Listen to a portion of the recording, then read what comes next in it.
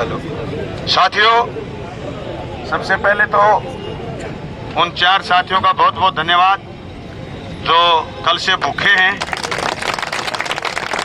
और आप सब जो लोग इनके साथ हैं, और माता जी जो आपके साथ आई, एक बहुत बड़ा संबल था इस बात का कि हमारे बच्चे लावारिस नहीं हैं। बड़ी बात ये हमने बहुत बार देखा है।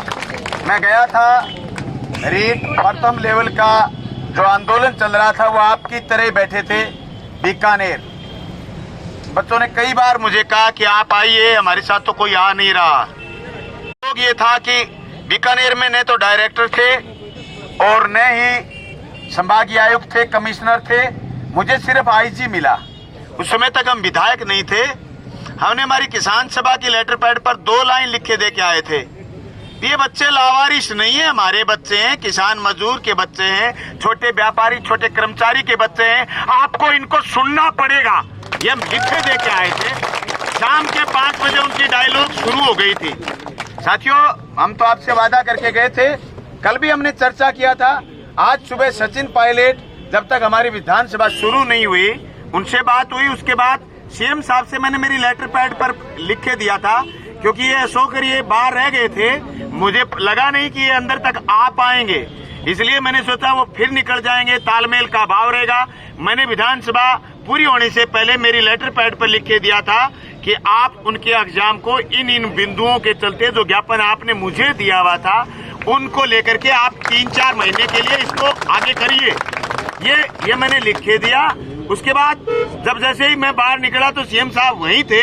मैंने इन साथियों को बुला करके इनको दोबारा सीएम साहब से मिलवाया। उन्होंने कहा कि हम इस पर बात करेंगे, लेकिन जब मैं उनके प्रमुख शासन सचिव से मिला तो उन्होंने कहा इसको रोली मैडम देखती हैं। तो फिर हम सेक्रेटरीट गए, रोली मैडम वहां नहीं थी, उनको ज्ञापन दे के आए हैं। वो सीएमओ में मुख्यमंत्री जी के वहां गई हुई है, और उन्होंने बहुत बढ़िया पॉजिटिव बात की है।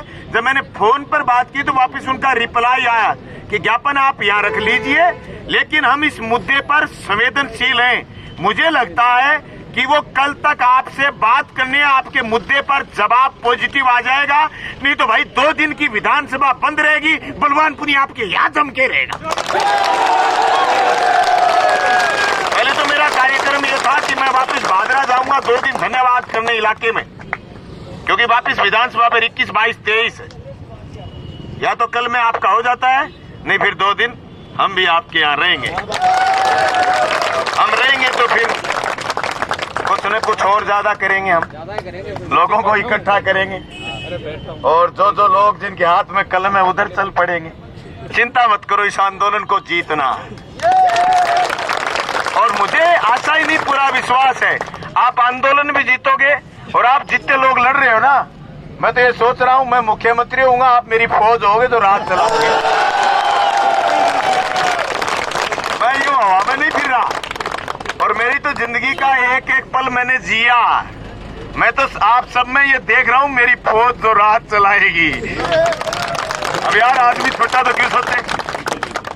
वो मैं चुनाव जीत के ज्यों ही आया, जयपुर में आया तो एक पत्रकार ने पूछा कि मुख्यमंत्री कौन बन रहा। मैं कह जी मेरी पार्टी के तो 2 ही जीते, 98 की जरूरत है, नहीं तो फिर मैं ही बनता, क्योंकि मैं मेरी पार्टी का सदन का नेता हूँ। अब मेरे पास तो भाई 98 वाला फिगर फिलहाल तो है नहीं। अब जिसके पास 100 का फिगर है वो जीत बनेगा, मुझे क्या पता। मुझे जिस दिन बनना होगा उस दिन तो आपको पता चल जाएगा भी सीएम कैसे होता है। इसलिए साथियों, आप सब आरएएस अफसर हैं और मैं आज सारे अफसरों का नेता हूँ। आप चिंता मत करो, मैं आपके साथ हूँ।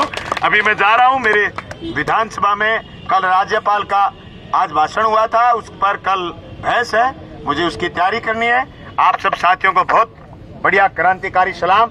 हिम्मत के साथ आप डटे रहिए, हम आपके साथ हैं। इनकलाब जिंदाबाद, लड़ेंगे हम, जीतेंगे हम। धन्यवाद।